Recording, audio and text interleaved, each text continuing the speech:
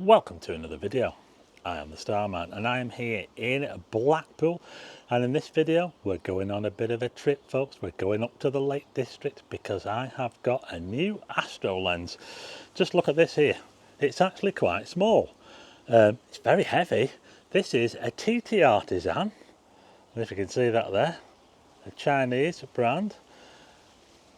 A wide angle, super wide angle fisheye lens, and you're actually getting to see it before I've even done the proper unboxing, because I'm going to head up to the Lake District with my friend Frank. We're driving up to the Lake District to get away from the light pollution of Blackpool and try out this amazing fisheye lens from TTArtisan.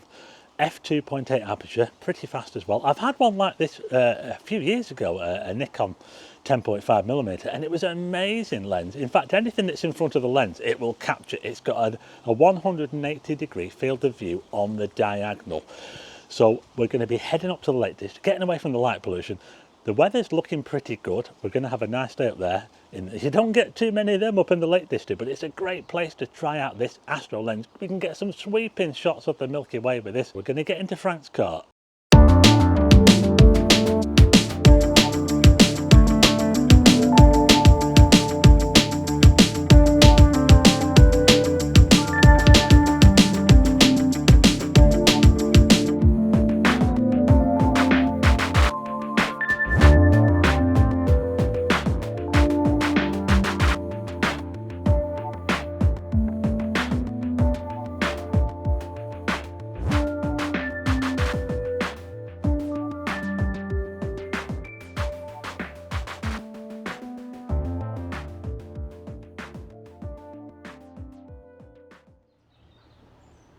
Oh, feel that warm sunshine. It is a little bit chilly, but the sun is nice and warm. So we're now here in Keswick, and we're in this big car park. Actually, it's massive, and this is called the Theatre by the Lake car park, because we've got a theatre just up here, and this is a great place to park if you want to go to the lake and look south down the lake. You get cracking views of the Milky Way. I might have shown you I'll show you a picture again now. Absolutely jaw-dropping views of the Milky Way. We're going to see this tonight, folks. You just wait until it gets dark. I can't wait until the stars come out. It's going to look absolutely amazing. But anyway, I'll probably show you around a little bit first while it's light. Just look at this. So we're looking sort of roughly towards, I'd probably say towards the southwest. South is probably more sort of that way over there, and just look at the scenery. Isn't it amazing? As I turn around this way, we get to see Skiddaw, that big lump over there. Wow. But anyway, I've got the box for my lens here and I'm going to open it. I've already showed you the box, haven't I? But I haven't actually seen this lens yet, and I'm so excited. I want to see it. And what I'm going to do is, when I take it out of the box, we'll put it onto my Panasonic Lumix S5 camera here, which actually has the 18mm Panasonic lens on it at the moment. We'll take that off and we'll put this one in. It's actually a really nice box. Now this is the lens. Let's get it out, shall we? Oh, I'm so excited. Feels like Christmas. I'm really looking forward to using this lens. Oh, look at that. It actually feels like a really well built lens. You have to be careful when you're actually taking pictures with this, because it's got a 180 degree field of view on the diagonal. You've got to be careful where you put your hands. If I have my hand there, I could get my hand in the shot, so you've got to be careful when you're taking pictures with this. I'm going to put this onto the camera now, so let's put it on the camera. I'll have to take this lens off first. So if I put that on there like that now, and then turn it, hear that click, and the lens is now on. That's how the lens looks. We'll take the lens cap off. There you go. That is a nice looking lens. If we want to focus, then obviously we just have to use this dial. Remember, it's a manual focus. What I will do is I am going to stick it on infinity, because we're going to be looking up at the stars. So I'm going to move the lens all the way over to infinity, and the aperture, of course, the maximum aperture is f2.8. So I will be using the maximum aperture. I will not be stepping this this lens down at all. So there you go.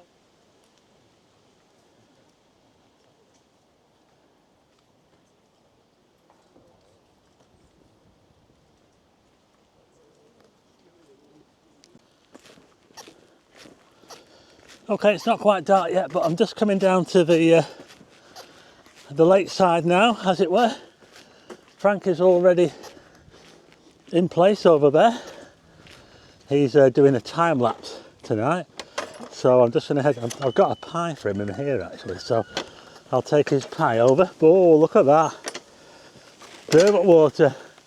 Oh, it's raining! Oh my God, it's raining! I can't believe it, folks. It is raining. Oh, we've even got a rainbow. Look at this. Look at that spectacular rainbow over there. My goodness. Look at that. I can't believe it's actually raining. Well, let's hope that this is just a quick shower and it will pass over. The sun has gone down behind the mountains over there, and it'll be probably another 45 minutes before the sun actually goes down, and then we'll wait for it to get dark, and then we'll set up, and hopefully we won't get any more rain showers. It'll be nice and clear. We'll have to wait and see, won't we? But this is how it looks at the moment. Were you ready for the rain, Frank? Look at this. Wow. Well, at least it'll clear the air a bit more.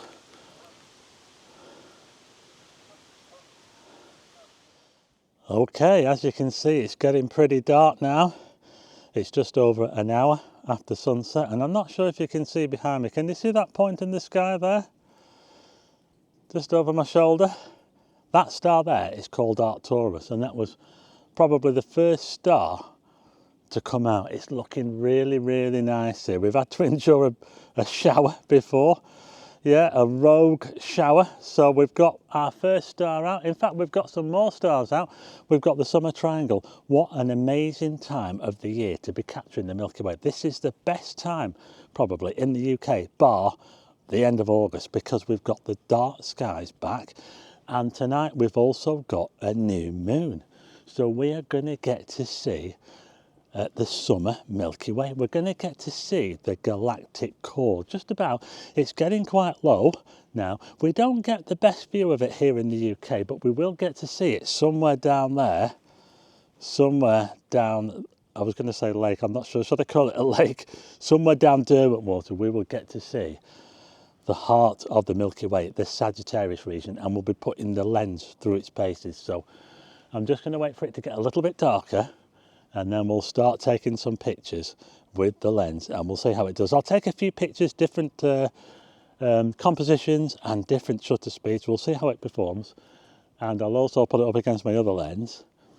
And yeah, it's looking good. Before we do that, I'm going to leave you with some views that we can see right now. The stars are coming out, and let's have a look at a close-up of some of the stars before we start using the lens. Satellite overhead. There it is. Yep, got it. It's going right through the summer triangle. Oh, look at that, a satellite. Can you see that? That's going right through. We're looking at into the summer triangle here. We've got Cygnus the swan we're looking at there. Absolutely amazing. We can see the Milky Way. It looks absolutely incredible.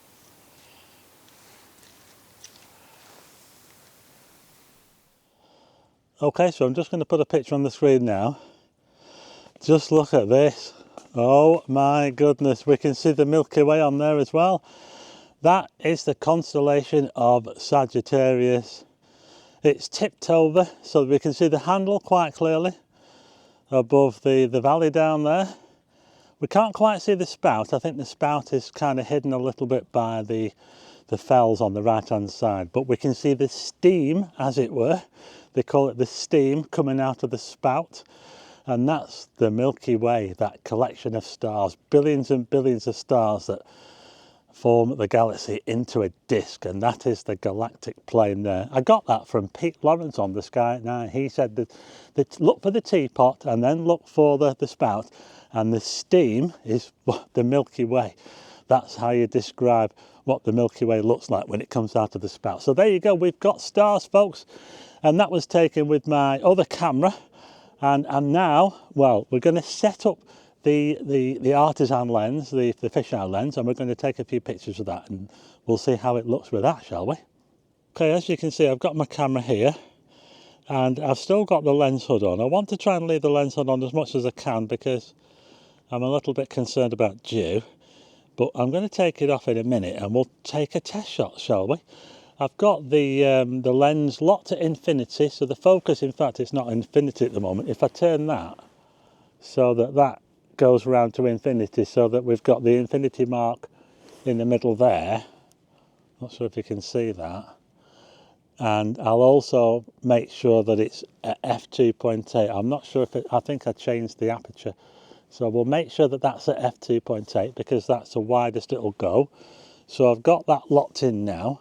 I'll set the camera to take a picture. I'll set, I don't know, 20-second exposure or something like that, and we'll see how it comes out. Looking straight down the lake, the same viewpoint as the last picture I showed you. That was a 50mm lens. This is going to take in a lot. We might even get Frank in the picture. He's right next to me here. We'll see, shall we? Okay, so we're just looking at the back of my camera. This looks really, really confusing. But the main thing is we've got it in manual mode up there in the top left, M. Shutter speed 30 seconds if you follow to the right.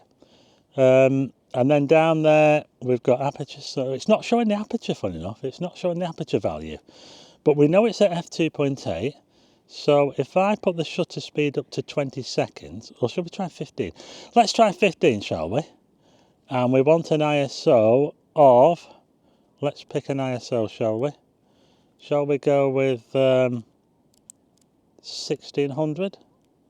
So I'm going to go with ISO 1600, 15 seconds, sorry. Let's see how that comes out, shall we? Let's take the picture. So it's going to take a picture now, and we'll see what we get.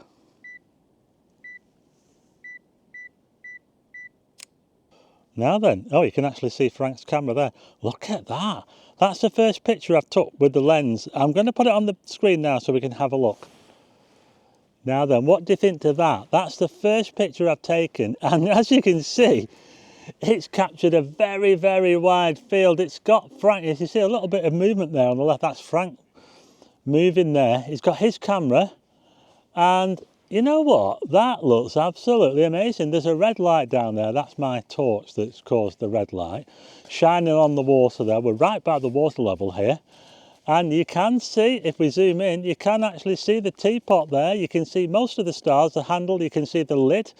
You can't see the spout, but look at that. We've got the Milky Way, folks. Oh my God. We've got a picture, the first picture taken with the fisheye lens, and it looks absolutely amazing. Just look at that. We have got the Milky Way with the first ever picture taken with that lens. How about that? That's not bad for a first shot, is it? I'll tell you what, that's not bad at all, is it? For the first go of the TTArtisan 11mm f2.8. I'm absolutely blown away by that picture. Lock the focus to infinity, f2.8, 15 seconds, ISO 1600, and we got an amazing picture like that. We've got the Milky Way, including Sagittarius, at the heart of the galaxy. Absolutely amazing. It's still early yet. It's not dark enough yet. We're still waiting for it to get a bit darker. So what I'm going to do is I'm going to, I'll tell you what, I'll take another picture using my Panasonic 18mm lens, looking at the same part of the sky, exact same, you know, I'm not going to move the camera, and we'll see how that looks compared to the fisheye. It does have a faster aperture of f1.8, so I've knocked the ISO down to 1000. So let's see how this one looks, shall we? Let's press the button. Oh wow, look at that, folks. So that's 18mm. Nowhere near as wide, but still, you know, it's a pretty good shot. And we've got the Milky Way in there. Just look at the reflections, aren't they gorgeous? Absolutely gorgeous. What a night we've got here in the Lake District. But that's how it looks through the 18mm. I'll just put the other one on from the fisheye just for compare to show you how much wider it is. There you go. So yeah, the fisheye is very, very wide, and I'm going to set up another shot now. See if we can get a bit more of the Milky Way, a bit more, maybe turn it round a bit into portrait mode, see if we can get a bit more. Okay, I hope you can see this. I've turned the camera into portrait mode now, as you can see. And I've angled it up quite a bit as well, because I don't want to get too much of the water in. So I'll take a picture like this now and we'll see how it comes out. Okay, so there you go. We've got about 1/3 water and 2/3 of the sky, and you can see the Milky Way going all the way up there.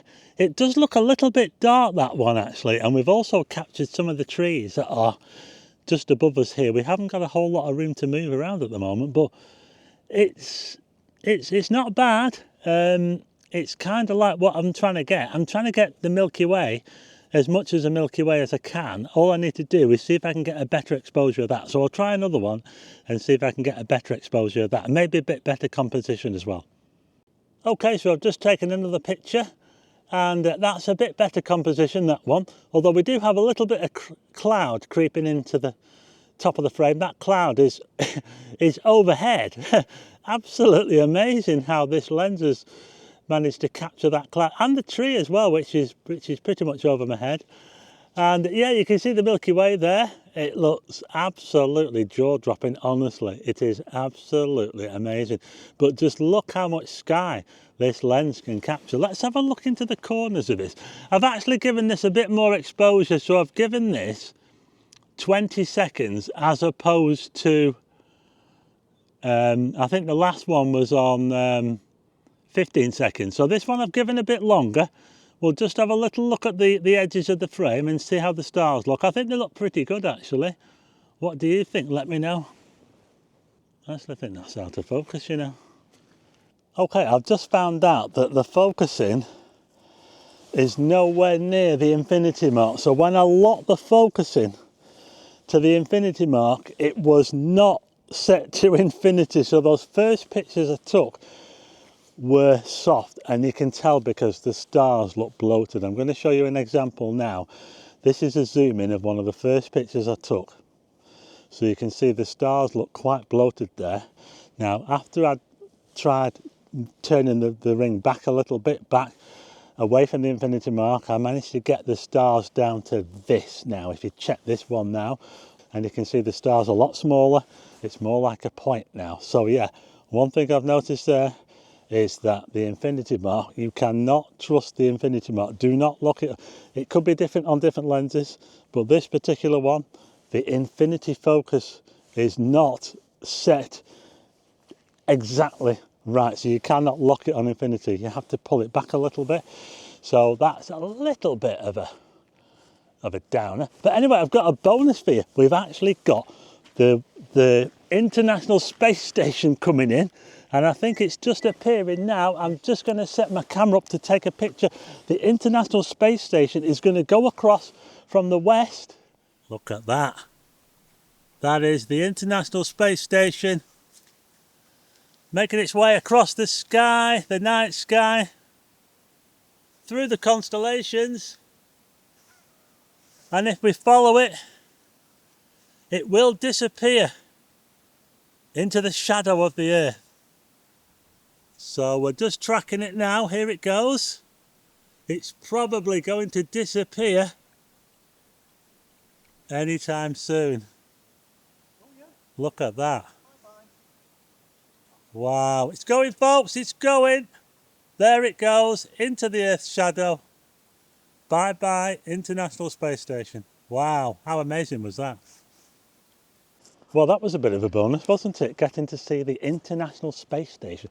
That's why I love doing this, coming out to take pictures of stuff. You never know what you're going to see. You could see a shooting star.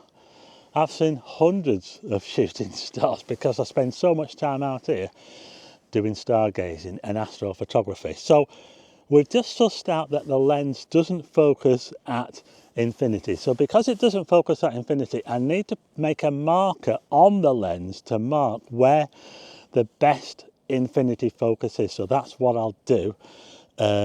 So we just had the International Space Station go over. We've now got totally dark skies. I'm looking down the lake now towards Sagittarius. We have got some little bits of cloud coming into the top, as you can see on. I'm just going to show you a picture taken with the wide lens of. You can see a little bit of the space station. Just a little bit, just coming over the right hand side there. That was taken with the fisheye lens. So there is a little bit of cloud coming in, but hopefully, yeah, we can still see the Milky Way. Still looks absolutely amazing. I'll see if I can set up some more pictures now that I've got the focus nailed.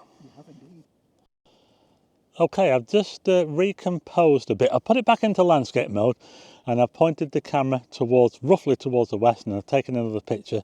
So this is what we can see at the moment. We have got quite a bit of annoying cloud just come in there, which is trying to spoil our fun. And I have noticed as well that this is quite surprising, that I've used a 30-second shutter speed, and I think it's a little bit too long. I did say before that we could probably get away with quite a long shutter speed using this lens, with it being super wide, and the stars wouldn't we wouldn't get any noticeable trailing. But there is noticeable trailing when you use 30 seconds. So if I zoom in now and you have a look now, you can see that the stars are making quite obvious trails. So I think I'm going to have to limit the exposures down to maybe 15 or 20 seconds. Now, of course, if you use less exposure, you have to compensate by bumping up the ISO. So we'll use less exposure and we'll bump up the ISO. The ISO on that picture there was ISO 2000. So if I go down to 15 to 20 seconds, we'll have to bump up the ISO to 3200. So we'll try some more pictures with a higher ISO and less shutter speed to get less star trailing. I'm not sure if you can see this, but I'm just going to bump up the ISO to 3200. The shutter speed is 15 seconds. Let's see how this one turns out. Oh wow, look at that. That looks amazing on the screen. Look at that, folks. Wow, look at that, the way the Milky Way, it's going right overhead now. We've even got, I think that's a plane on the left-hand side.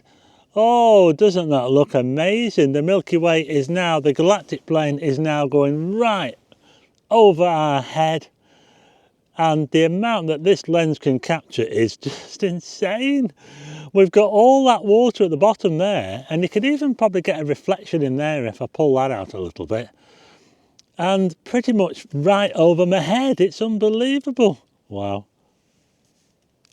You know, I think that's my favourite picture taken so far. It looks absolutely amazing. Okay, I've just moved away from the side of the lake, and I've moved up into a big open field that's quite high up, and I've come up here because I want to see if I can get like one of those horizon shots where you get a really big sweeping panorama of the Milky Way. So I've come up here now, and oh, it looks absolutely gorgeous. The Milky Way is going right over my head. I've got Cygnus, the swan, absolutely slap bang right overhead, and as I look behind me I can even see Cassiopeia. I don't know if you can see it.